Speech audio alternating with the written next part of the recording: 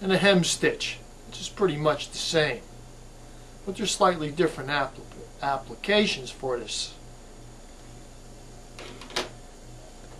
Now, you can have an overlap of your material and you can use one stitch, or you could have the material where it comes together and you'd have to use another stitch, even though they're both blind stitches. Now, in order to do blind stitching, all we're going to do is just put one thread through our needle. We're not going to double thread this thing and tie a knot in the end, because the thread can get all twisted and you'll see that knot and it'll look like a real amateur did it. Okay? Now, when we start to do blind stitching, what we're going to do first is we're going to take a stitch and we're going to lock it. Okay? We're not going to use any knots at all. Now, here you see I have a board that has two folded pieces of material on here, and they're tacked down so they don't move. Now, these two pieces of material I want to pull together, okay, and make it look like they're held together by magic. So what we're going to do, we're going to go in the fold right here, the edge of the fold. We're going to take our first stitch.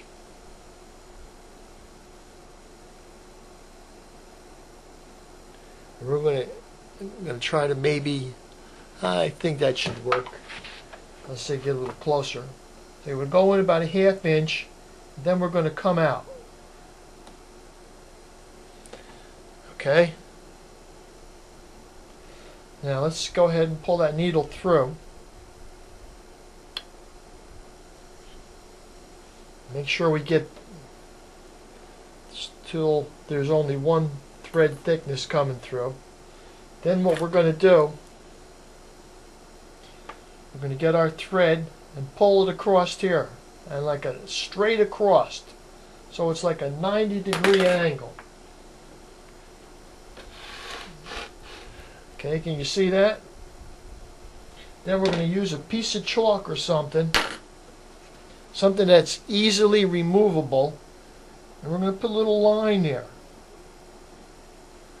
For now, I'm going to use a magic marker, so don't ever use a magic marker. This is only for training purposes. We're going to put a little line here. And we're going to get our other thread, our same thread that's coming through on the other side, and we're going to put that over and across too. We're going to put a line right there. Okay? So now we're going to have almost like a little box. So we're going to get our needle, and we're going to come in through right where that line is. We're going to come in through the fold in the edge, and we're going to come out right where our first line is, right where our thread goes across. We're going to come out right there. This is what I call a box stitch. I don't know what anybody else calls it. It sure looks like a box to me. Now let's pull it. Make sure there's only one thread coming through. Alright. Now I'm going to go right back through that first stitch, the first hole I made. I'm going to go right back in.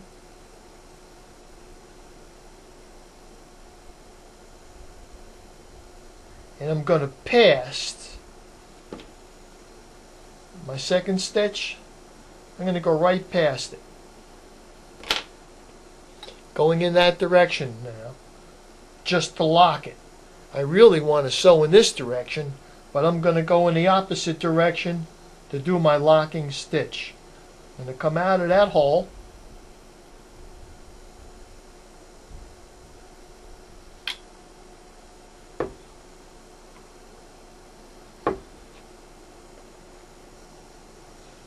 Same thing now, 90 degrees across. I'm going to put a little mark, because that's where we're going to go in. I didn't really have to put the cap back on.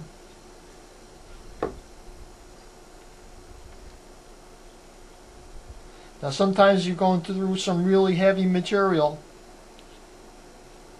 like that polyester. I was sewing on for a while with the back, polyester backing. You might need to use a plier.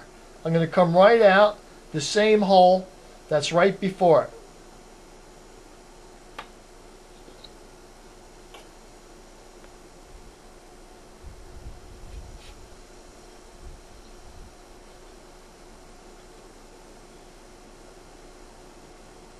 it.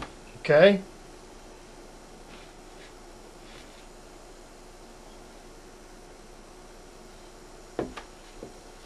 Now I'm going to go right back, follow my thread, going back this way. Right where that second thread is right here, the middle thread. I'm going to go right back through that same hole and come out right where I started. My first stitch. See how I did that?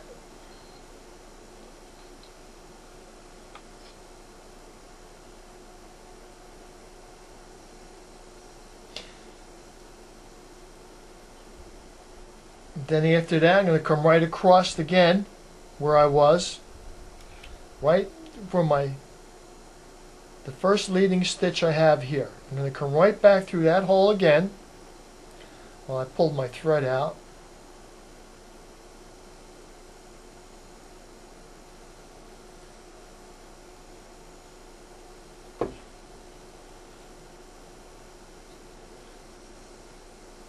Don't forget, we're sewing right in the edge, only on the edge of the fold, so you can't see the stitch. They're going to come down about maybe ½ inch.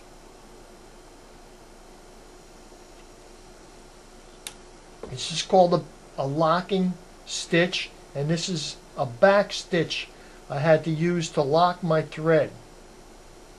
Okay, now if I didn't have this tack here, I could pull it together and she'd lock.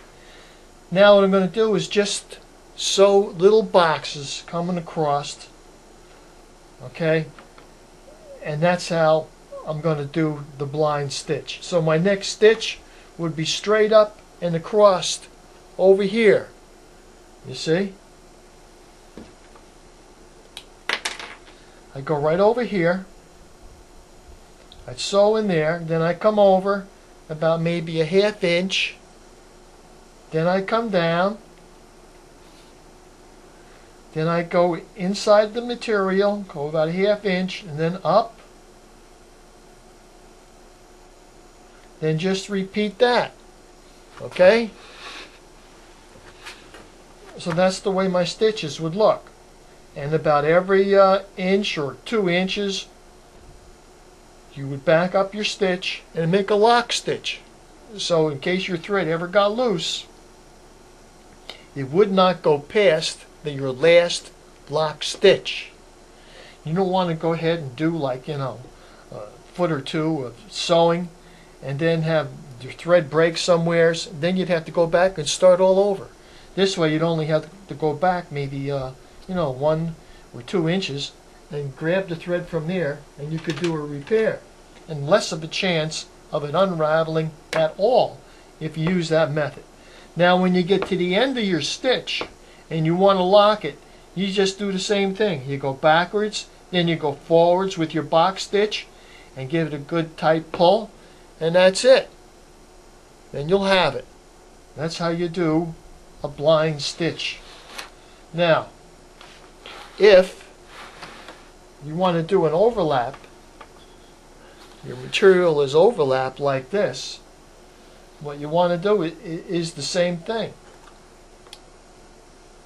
You pick up your thread and you put it right in the edge here. Then you make your little box stitch right the same way. You go through here, and then instead of going across, you just go straight down, directly under it. Okay? It's the same idea as that. You come back up, right where you made your first little hole. You come right up there. I lost my thread. Then you come right back into the hole. Now, you can actually, when you come through here, depending on the thickness of your material, you might be able to come right up underneath where that thread went through the first time. Sometimes you can do that, but don't hold your breath. You're going to have to do it in 2 separate steps. You go underneath like this. The needle comes through. Then you go right up through the hole that you just sewed through. So you make a little box stitch. Then you come all the way, do the thing all the way down to the end, and you do it the same as this, except your material is just on top of each other, like that. Okay? That's very important.